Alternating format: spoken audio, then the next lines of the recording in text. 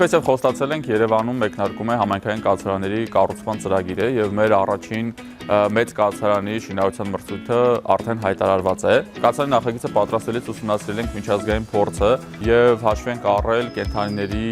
բարեկեցության նորմերը։ Կուզենամ նշել, որ այս կացարանը ուղղակի իրենից վանդակներ չի ներկայացնելու, այսպես ասած, եւ կացարանում կենդանիները ապահովված են լինելու ինչպես կերով, ջրով, բժշկական ծառայություններով, այնպես էլ ազատ տեղաշարժի հնարավորությամբ։ Կացարանը նախատեսված է լինելու մինչև 300 թափառող անտուն շների պահման համար եւ մենք նախապատվությունը առաջնային տալու ենք այն կենդանիներին, որոնցից իրենց տերերը ինչ-ինչ պատճառներով հրաժարվել են եւ այդ կենդանիները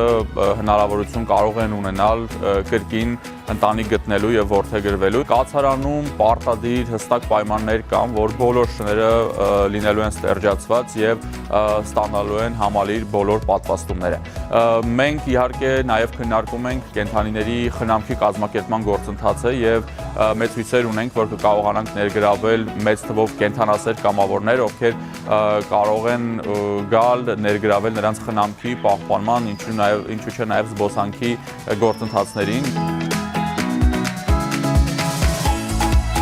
2026-ը հենց կմեկնարկենք կացարանի շինարարական աշխատանքների մեկնարկով։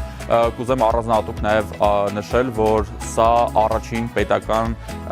կացարանն է լինելու, այսինքն մինչ այս Հայաստանի Հանրապետության տարածքում պետության կողմից երբևէ չի կառուցվել կացարան նախատեսված անտուն թափառող կենդանիների համար։